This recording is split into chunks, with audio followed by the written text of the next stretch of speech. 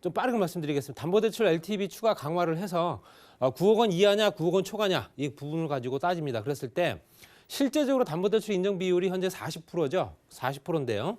9억 원까지는 40%, 9억 원이 넘는 초과분에 대해서는 20%이기 때문에 이건 계산이 좀 복잡하고요. 그렇기 때문에 무조건 14억짜리라고 해서 무조건 20%가 되는 게 아니고요. 9억 원 초과, 9억 원까지는 40%, 나머지 5억에 대해서는 20% 이런 형태로 갑니다. 그랬을 때 한 1억 원 정도 대출을 덜 받는다 보시면 될 것 같고요. 12월 23일 투기 지역과 투기 과열 지구에 한해서 진행됩니다. 12월 23일부터 적용된다 보시면 될 것 같고요. 근데 고가 아파트 주택담보대출 금지 15억이라는 기준이 이제는 시가입니다. 공시가격이 아니고 시가이기 때문에 거의 실거래 가격, KB 부동산 시세라든가 아니면 감정원에서 나오는 가격들 이걸 가지고 주변 파악을 하고요. 주변 시세에 봤을 때 주변 시세보다 싸다 하더라도 시세가 15억이 넘는다 하면 15억으로 간주한다. 그 얘기입니다. 그랬을 때 대출이 안 된다는 얘기죠. 15억이 넘는 주택에 대해서는 무조건 대출을 안 하겠다. 지금 현재 신규 분양한 아파트 단지들, 현재 재개발, 재건축 단지들 대부분 다 강북, 강남을 망라하고 15억이 다 넘습니다. 그렇기 때문에 당연히 실수요자들한테도 굉장히 어떤 기회가 박탈되는 그런 조건이 될 수 있다라고 말씀드리고 싶고요. 이거는 현재 전 금융권, 가계대출이라든가 주택 임대업, 매매, 개인사업자, 법인 대출까지도 다 적용이 되기 때문에 이런 부분도 참고하시고요. 적용 시점은 오늘부터입니다. 12월 17일부터다 보시면 될 것 같고요. 그 DSR 관리 강화는 당연히 들어가겠죠. 그래서 총부채 원리금 상환 비율도 지금 현재는 은행권이 40%, 비은행권이 60%지만 2021년도 말까지는 앞으로 한 2년 정도 남았습니다. 40%를 무조건 하향 조정하겠다. 그 내용이 들어가 있습니다. 그렇기 때문에 대출을 받을 수 있는 금액도 그만큼 많이 준다. 그 내용이겠죠. 그리고 주택담보대출 실수요건. 진짜로 집을 필요로 한 사람이냐 이걸 따진다는 얘기겠죠. 그래서 실제적으로 규제 지역 내에서 1주택자들 집이 한 채밖에 없는 사람들이 2년 내에 기존 주택을 처분을 하게 되면 실제적으로 대출을 받을 수 있었습니다. 그렇지만 지금 현재 만약에 이 금액을 9억을 초과하느냐 안 하느냐 또 따라 다르겠죠. 그래서 실제적으로 고가주택 기준으로 공시가격 9억 원에서 시가 9억 원으로 변경했다 한다는 얘기는 그만큼 가격이 내려갔다는 얘기고요. 공시가격 9억 원 정도 된다면 12억 정도 되는 아파트를 얘기를 하는 겁니다. 그렇지만 시가 9억 원이면 진짜 실거래가 9억 원이다 보시면 될 것 같고요. 그래서 투기 지역과 투기 과열 지구에서는 1주택 세대의 주택 구입 또는 무주택 세대의 주택 구입을 했을 경우에 이제는 2년 내에 기존 주택을 처분해야 되지만 이제는 1년 내 전입 신고까지 하고 처분을 해야 된다. 그 내용이 들어가 있습니다. 그래서 기존 주택 갖고 있는 사람들 1년 내 처분 및 전입을 해야 되고 새롭게 구입하는 사람 같은 경우는 1년 이내에 전입을 해라. 당신이 살 거라고 현재 계약을 했기 때문에 무조건 들어와 살아라. 그 얘기겠죠. 그러니까 종부세율, 실제로 말씀드린 종부세율 같은 경우는 아직 국회 통과가 안 된 상황이기 때문에 이게 언제 진행될 수 있을지는 앞으로 국회가 진행되는 부분을 가지고 얘기할 수 있으면 굉장히 시끄럽기 때문에 여러 가지 봤을 때 현재 개정된 상황, 지금 현재 올린 상황을 봤을 때 0.6%부터 3.2%까지 이미 올렸죠. 그거를 0.2%에서 0.8%까지 또 추가 인상을 했다. 그 얘기입니다. 그래서 비싼 주택을 갖고 있는 사람들한테는 더욱더 부담을 주겠다. 그런 매물들이 시장에 풀리게끔 하겠다. 뭐 이런 얘기입니다. 또 조정 대상 지역 내 2주택자는 종부세 부담이 상향된다 보시면 될 것 같습니다. 그래서 부담률을 얼마나 갖고 있느냐, 전년 대비 얼마만큼 상향을 해야 되느냐가 기준이 200%였습니다. 전년 대비 이거를 현재 조정 대상 지역 같은 거 300%로 확대를 하겠다.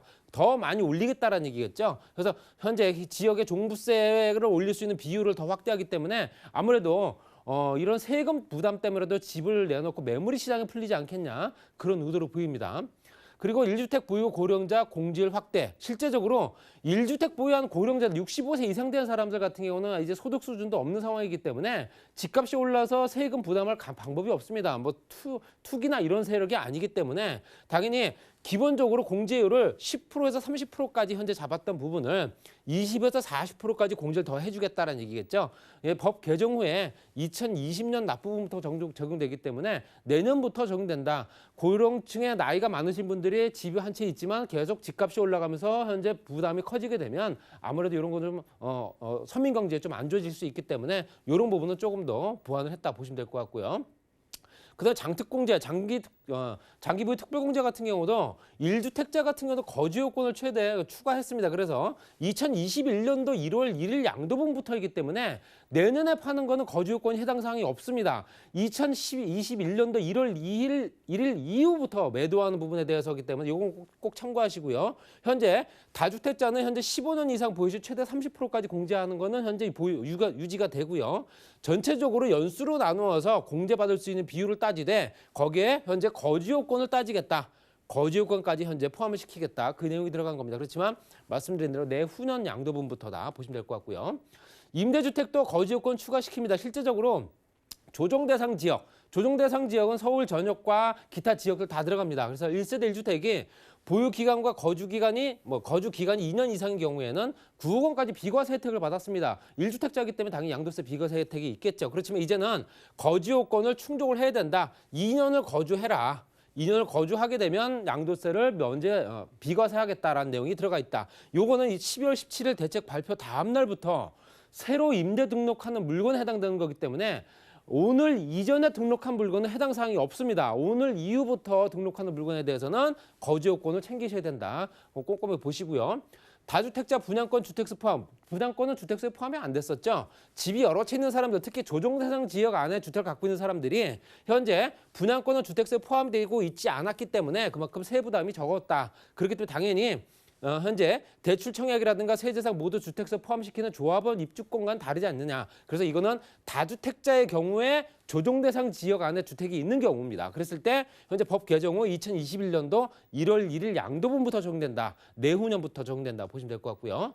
또는 2년 미만 보유주택 양도세율 인상. 실제적으로 2년 미만 주택을 매도한 경우도 있겠죠. 그랬을 때 현행은 기본 1년 미만 40%, 또는 2년 미만부터 2년 이상까지는 기본 세율이기 때문에 6%부터 42%까지, 38%까지 들어가겠죠. 그렇지만 이제는 50%에서 40%까지 현재 세율을 좀 더 높였다. 이것도 2021년도 1월 1일 양도분부터 꼭 참고하시기 바라고요.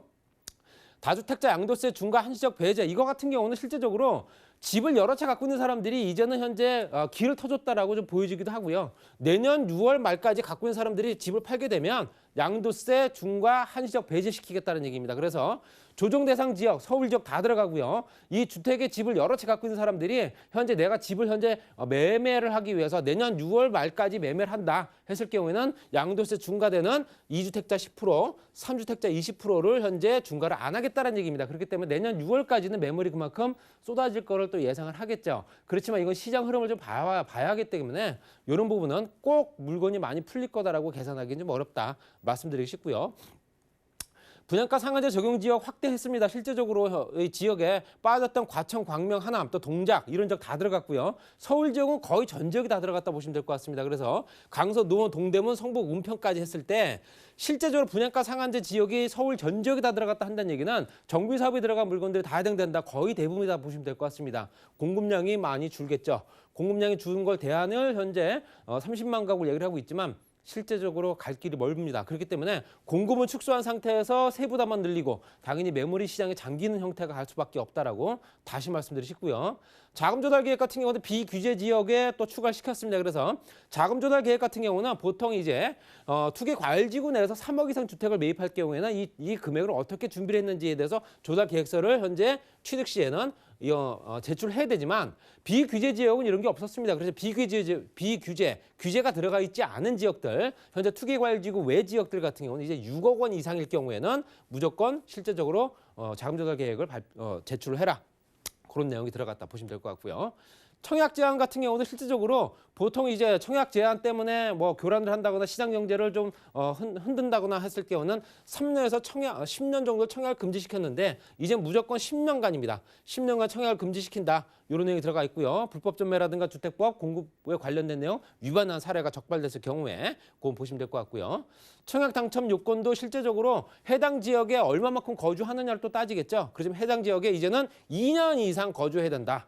그 지역에다가 현재 당첨을 받기 위해서는 해당 지역에 2년 이상 거주해야 된다. 이렇게 보시면 될 것 같고요. 재당첨 제한 같은 경우도 실제적으로 분양가 상한제 적용주택이라든가 아니면 조정대상 지역, 투기과열지구 전체적으로 규제가 들어간 지역에 1년에서 5년 정도는 재당첨이 제한됩니다. 투기과열지구, 집값이 많이 오르는 지역에 다시 또 당첨되는 걸 제한을 했는데 이제는 투기과열지구 같은 경우는 10년, 조정 대상 지역 같은 건 7년 정도로 기간을 늘렸다. 재당첨이 금지된다. 보시면 될 것 같습니다. 그래서 2020년도 3월, 내년 3월부터 즉시 시행된다 보시면 될 것 같고요. 임대주택 세제 혜택 같은 경우도 임대 등록할 때 취득세나 재산세 혜택이 있습니다. 그렇지만 실제적으로 이런 부분에 대해서 금액걸 따져서 공시가격이 얼마고 또 그 기준 면적이 얼마나 따지는데 실제적으로 면적 기준만 있었습니다. 가액 기준이 없었고요. 그런데 이번에는 현재 가액 기준이 들어갔죠. 수도권에는 공시가격 6억 원 미만입니다. 6억 원 미만이 돼야지만 취득세와 재산세 혜택이 받을 수 있다. 꼭 참고하시고요. 이거는 주택법 개정 후에 새로 임대 등록하는 현재 오늘 이전에 등록한 물건은 해당 사항이 없고요. 그 이후부터 등록하는 물건 주택부터 적용된다. 보시면 될 것 같습니다. 그다음에 미성년자 임대사업 등록, 미성년자도 임대사업 등록하는 경우가 많았습니다. 그렇기 때문에 이것도 현재 못하게 막겠다라는 내용이고요. 또 현재 등록 말소된 자 같은 경우도 임대 등록할 수도 있었습니다. 그렇기 때문에 이제는 민간주택특별법 등 개정 후 즉시 시행하겠다.